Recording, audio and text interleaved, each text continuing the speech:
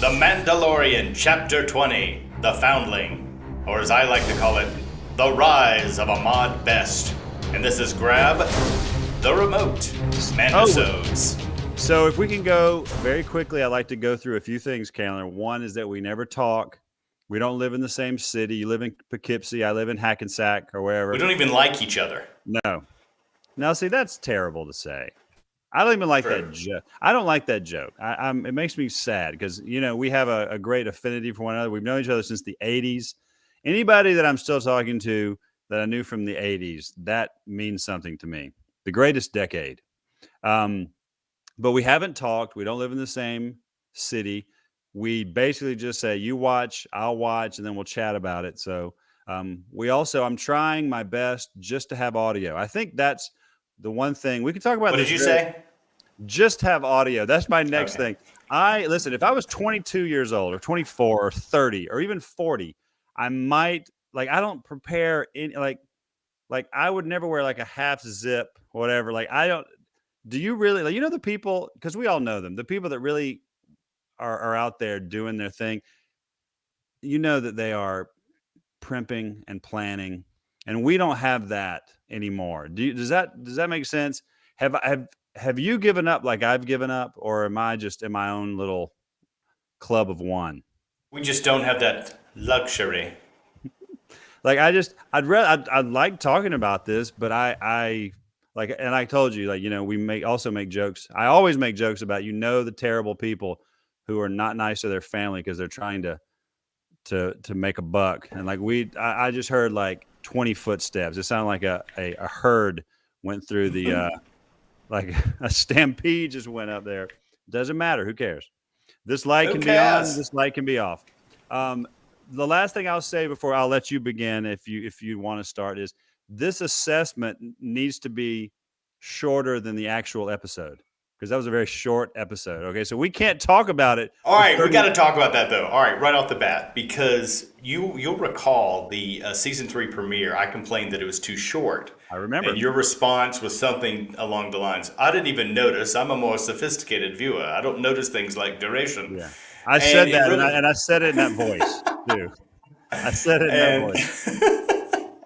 And it drove me crazy. But the short episode of the premiere drove me crazy because I didn't like the episode and it didn't give me anything. This episode was short and I loved it because it was more bang for your buck, Ahmad Best.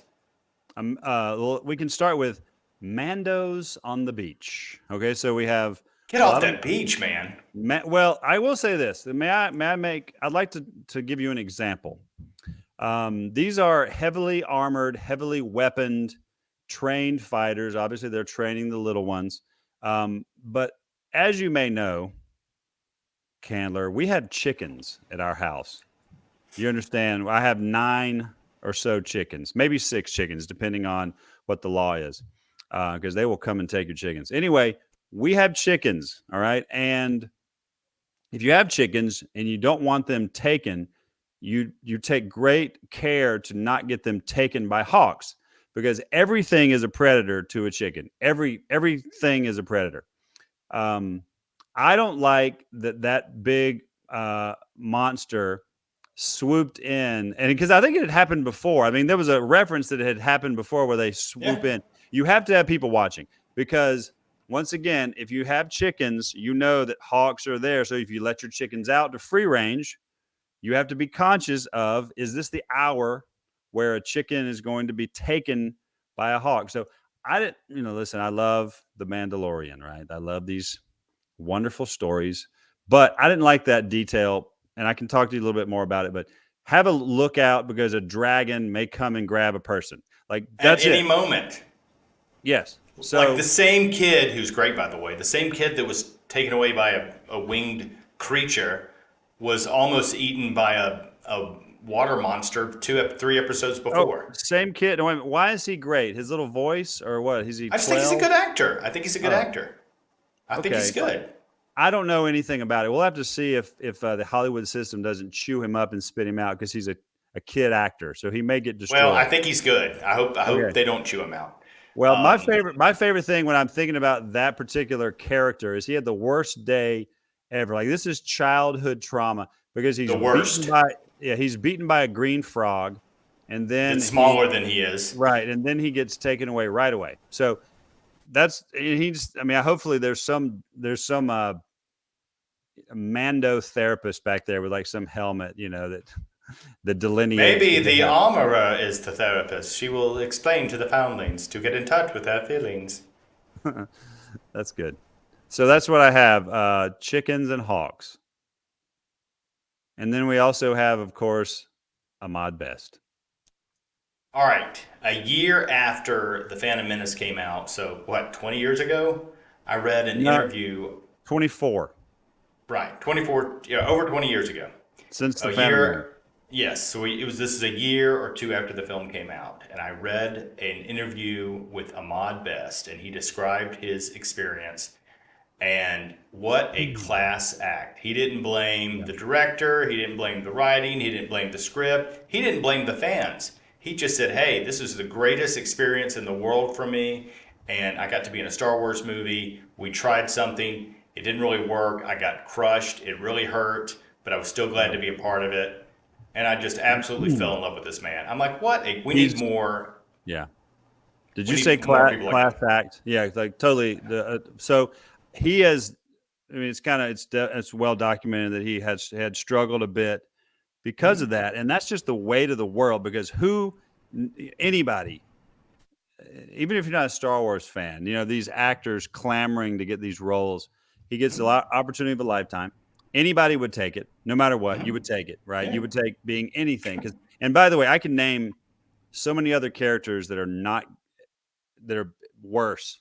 If you think, for people who say Jar Jar Binks is the worst character, he is a scapegoat, which we don't like, but he is a scapegoat for the prequel trilogy. That's all he is.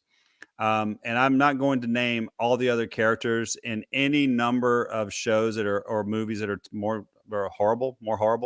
But um, I just this is great redemption for him. I love that they brought him back 24 years after the Phantom Menace, and again, going down a rabbit hole um, of what There's so many fan theories, and I wish someone would actually tell us if it's true. But if the rumor of Jar Jar Binks actually being a Sith was true, and George Lucas just decided not to go with it because of how annoying and everybody was so angry about Jar Jar Binks, that actually is a very interesting arc. That would have made the prequels maybe, like the Darth Vader moment in Empire Strikes Back. Spoiler alert for anybody who's living under the biggest boulder in the world. Um, if Because Jar Jar is conveniently there with Obi-Wan and Qui-Gon. He is on Naboo, the same planet that Palpatine is on. And if he's this stumbling, bumbling person who actually, or alien or Gungan, that actually is in cahoots with Palpatine, he is also the one who gives immediate power to the Chancellor in when is it Attack of the Clones or Revenge of the Sith? So Attack if of the that Clones. if that's the case, can you imagine the reveal that he doesn't, let's not do the voice, but if that voice somehow changes a little bit and all of a sudden he is very smart and he's just in league and he was evil all the time, that to me is cool. So if you think about Jar Jar in that respect, it could have been great if that's true. And by the way, I don't think it's true, I but don't think it's true either, but it's I a like, fun fan theory. well, thanks for letting me walk through that because it actually just makes his character better. But I once again want to say this: in every walk of life, there's always scapegoating anything in work, in any number of facets. People like to blame one person for everything, when a lot of times it's many failures. Um, the Phantom Menace had a lot of many problems. One being, where's the main character? We needed a hero's journey arc. We did not have one. That's all. I'm done with my little. But once again, and I know you feel the same way. I'm so glad when I saw him. I was like, that's wonderful. 24 years after, and oh God, I'm so sorry, Candler. Let me go through this. I've told this story before. Because I'm a nerd, I did go to Celebration One in 1999 in Colorado. Okay, and there were so many people there. I got to see Warwick Davis. and I saw Ahmad Best on a panel where he was talking. No one had seen the movie yet, and someone asked him to do a line, right? I think I've told this story, and he did his a line, right? The place went crazy, right? They went. It was amazing because we didn't understand really yet that Jar Jar was going to be so reviled. But in that moment, you were so happy. I was so pumped, right? It was like this is when people were buying Jar Jar merch, and then it became something else. And then once again, there's at least three characters that are more horrible than Jar Jar Binks. So anyway, there you go. This episode's already longer than the actual Mando episode. Possibly. The space, not space, but the chase through Coruscant was pretty awesome. I thought Yeah. and I neglected to mention this last episode, but I was glad I was reminded by this little nugget. This episode was the mountain top peak Yeah. that's in Coruscant. It's the only piece of the living planet that's left. Everything else is concrete over whatever that material is. So that was cool to see that again.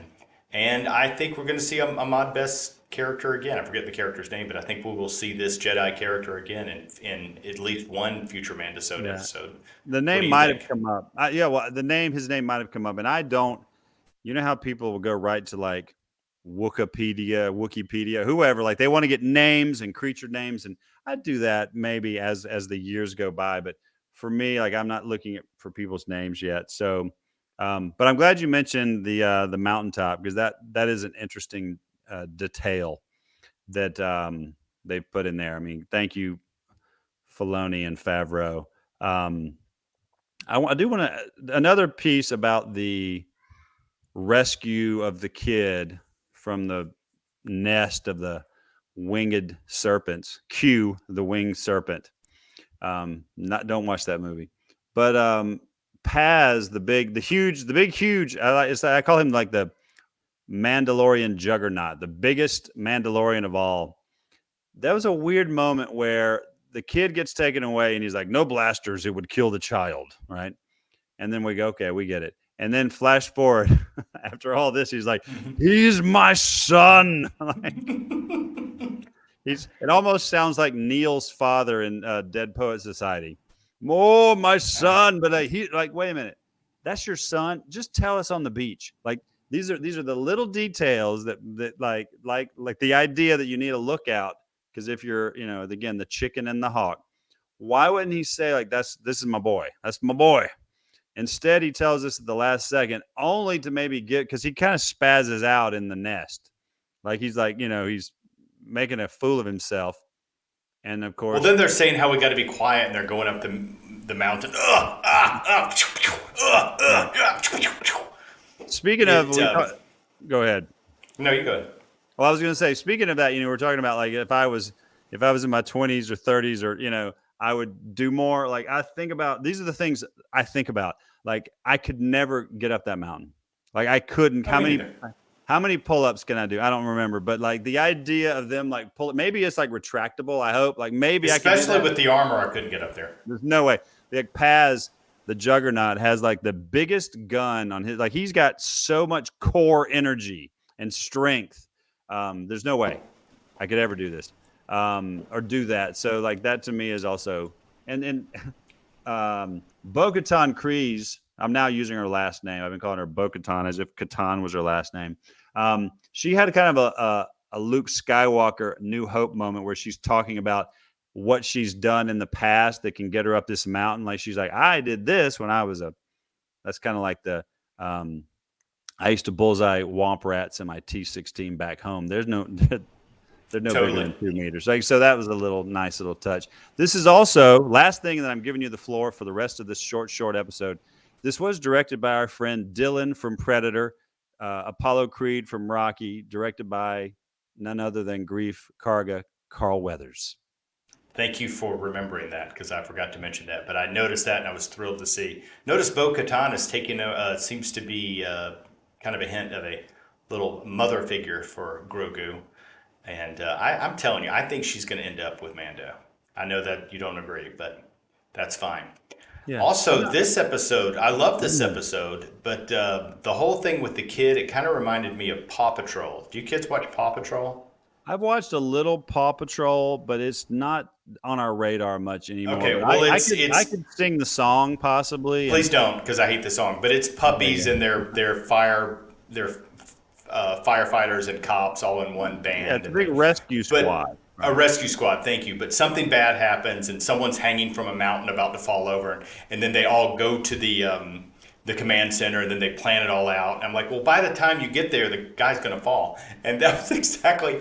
Like, how long does it take that bird creature to eat? I kept Sure. saying, well, the kid's dead by this point. But Yes. Yeah. Look but again. Childhood trauma.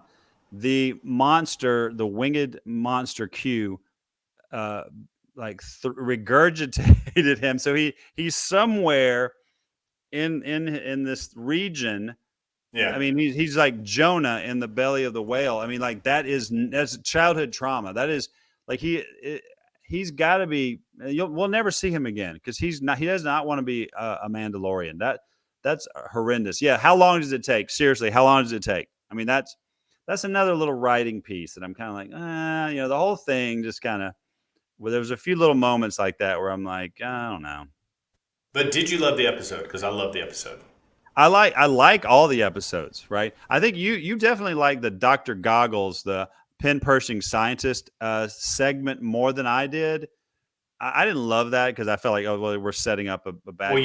you're in Um, good company because everyone I've talked to did not like that episode. So you talk to other people about these things. after the fact, yes, Okay, good. yes, I'm kidding. I I'm thought you cheating only. on you slightly. I thought you only talked to me. So yeah, for me, I like. Yeah, of course. I tell you, some of the things that Favreau does or Carl Weathers. I mean, again, Weathers is doing it, but that I love the shot of Bo-Katan's ship trailing the Q monster with the sun. The setting sun, Incredible. and that looks a little bit like the Force Awakens. There's some great. We have some great sun shots through the years here.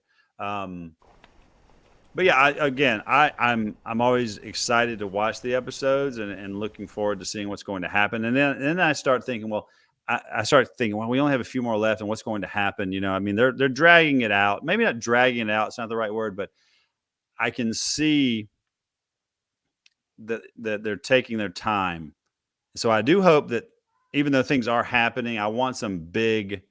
I want some stakes raised. I want them to raise the stakes by introducing um, some bigger gambits, and if that's the right word. I think it's interesting that they don't tell you what the chapter is until you hit play and you see it. Have you noticed That's great. that? Yeah, yeah. Yeah. That to me is that's just people. I mean, attention to Thank you, detail. Disney Plus. Well, I think it's just care for. I mean, someone is helping put do that because they care and they see like this is something that it's the small details. I think everything is in the details, the specifics, the little things like that. Um, as I think also, Candler, about this, there's like a broader picture about Star Wars that maybe I'd like you to talk about, which is, you know, I'm totally in. I love this show, but everything else about Star Wars to me is it's not that it's faltering, but like the state of Star Wars is not wonderful. I think Andor got a has people have seemed to like it, and there's some good things here and there, but overall, I mean, all of the not all, but like all the films that were planned, people were going to get Ryan Johnson was going to get a trilogy, and all those things have just been canceled. Kind of like quietly just canceled off to the side. Like there hasn't been a movie, a Star Wars movie in the theaters in how many years? Right, 4 years maybe. So I think we are seeing. I mean, again, I am a anti Kathleen Kennedy just from the things I've read and the things I've seen. So I know maybe I'm being, how we can be manipulated, but for the most part, I just see that there's a lot of Her uneven. choices, some of Yeah, her choices. there's a lot of unevenness when it comes to what's happening with Star Wars, and I wish they could just get it to where it's not an event anymore. I mean, that's what they saw to it with the backlash from the new trilogies that there's just not as much of an interest. So, well, how do you feel about all that? I mean, the Well, idea that all. Go ahead. I say put the pause on the films for a while because I think Hmm. Star Wars is in it's kind of the time we live in, but it's kind of morphed into a genre for or subgenre for television, for streamed television. And I think with Andor and with Mando, and I think Ahsoka, we'll see. I might change my mind, but I think Ahsoka has huge potential. And I think there's that other series about a group of kids. I forget. I'm blanking on the actor's name, where they're off on the other side of the galaxy, and it takes Skeleton place. Crew. Yeah, Skeleton Crew. That looks. I mean, we'll see, but that could be very interesting. But my prediction for the rest of the season, it's going to be interesting to watch Bo Katan. She's at first I thought she was going to manipulate the group, but she seems to really be coming along and really trying to work with them. And I also think she's going to get closer to Mando. Will Grogu have a helmet by the end of the season? That'll be interesting to watch. What would that I even look think. like? What would that look like? I think we'll see. Well, I've seen some fan art, but He's got I to he's think got to take the creed. He's got to take the oath or whatever that is. He's got to yeah, take the Boy Scout oath that's true. So before. he's got to talk. So that's true. It might be longer than And that. I that's the think one we'll. thing that to think about when he comes to Grogu. Like he's not always going to be a little baby, a little 50-year-old baby. I mean, as we saw from Yoda, who is beloved, Grogu there's an opportunity for him to turn into an actual like right now it's just kind of like oh or like you don't and especially the first couple seasons don't let anything happen to the poor thing, right? Because I think he was put in so much peril. We felt that, of course, when Ahmad Best character is taking him out there, more peril for poor Grogu. But now, I mean, he could be so many things. I mean, just think about how I mean, again, he is his own character. That's why I don't like Baby Yoda anymore. But you think imagine Grogu at 800, right? Yeah. 900, like there's things to mine for years and years if Favreau and Filoni want to. And listen, they laid some great groundwork with the Clone Wars series as well. I mean, they've taken like Bo-Katan and they've turned these characters into this live action. So I'm glad they're bringing all that in. So I'm Did you still get enjoying it. Go ahead. me too? Did you get a sense in the Coruscant scene that they were protecting Grogu because he was a young Jedi, or do you think they were protecting him because he was extra special?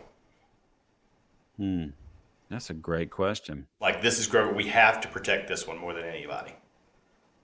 Yeah, maybe so. I don't know. I mean, the one thing about it is the Mod Best character says there are no more. There's no more left, right? Yeah. So there are no more. So that is either a dramatic line or it means something because obviously we know that people Jedi made it out here and there. So um, it's a great question. I would be interested in because obviously he is a creation after you know, Lucas's prequels. So it's like, what would Yoda even think of Grogu? Like, he obviously he's aware of him.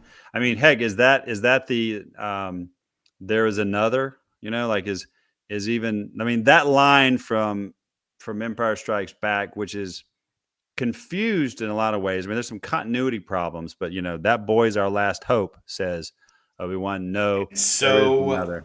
and so well lit. I love the way that scene is lit. Oh, that's beautiful because yeah, you have the The Luke, shit's flying Luke's off. right, the red, the blue, and the red, more red. So I don't know. I mean, people will say, well, they're talking about Leia, or now they're talking about Rey. Now it takes on a whole new meaning. Is it actually Grogu? Who knows? I mean, again, now it's so up in the air. But now, of course, he's not going to be a Jedi, so it doesn't matter. And that's the most interesting part, that he is force sensitive but is training as a Mandalorian. I like the armor. I think the armor's helmet is one of my favorite helmets. Because I I also like just wish I could sound more like a. right. So she also has a thing where she is not affected, and I think that's just part of it. But I mean, Bo-Katan is saying, I saw a mythosaur. Like a vision. No, no. I mean, I saw the thing that's not supposed to exist. I saw it, and she's still like, God bless you. Um, Yes. so yeah, I'm hoping that she will. It's like snap out of it, and actually feel something. Like I want her to be affected. I've never actually seen her affected. I mean, she's great, and that's a wonderful character. But I definitely, I mean, more interested in actually like, no, you don't get it, and then her shifting gears, and having a different emotion. That's going to be what we're going to be looking forward to. We got what, 4 more episodes, I think. I think so. Yeah, and then we won't see each other for another 3 years. For another 3 years. And that's when the fan base starts. Our fan base of relatives and friends start really going like, you know what? I decided to watch Mandalorian, and Yes. I tell you what, it was so much better after we watched you guys talk about it. Absolutely. Well, I hope your chickens have a wonderful week, Brian. Thank you. Listen. It sounds like I'm on some farm. Like, no, we just like the eggs. If you have chickens that are in their prime, okay, and it's like the season or whatever, and I'm not the expert. You know who is the expert, of course. Your bride. Yes, the best. So 9 chickens, 9 eggs every day. 9 eggs a day. I mean, it's amazing, and free range. And the way that prices have been going, you look like a genius. Absolutely. Well, Yes. I'm not a genius. You know that. Your wife. Yeah, of course. So this is long. Our little thing is longer than the Mando episode. That is unacceptable. But you honor your family with your foundlings and with your chickens. I'm Candler Bud. This is Brian Solo, and this is Grab the Remote. We'll see you next time.